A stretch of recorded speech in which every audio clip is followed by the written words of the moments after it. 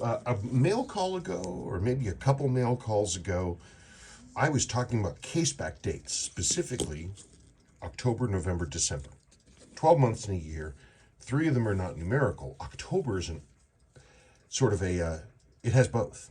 Well, I happened to be digging through my crap and I found a great illustration. This is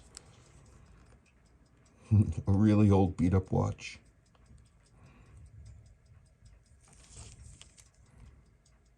It's, I guess it had sort of a calendar bezel, northwest. So I'm sort of a landmastery kind of thing. Anyway, it was made in October of, what is this? Probably 95, I'm guessing. So, October 95, let's assume.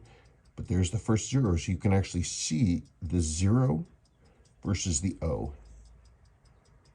Now what you really need, actually, is you need one that has a D on it, so you can see all 3.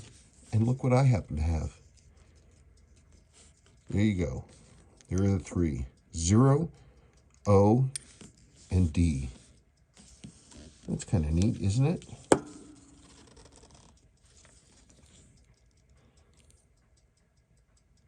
Huh, how funny.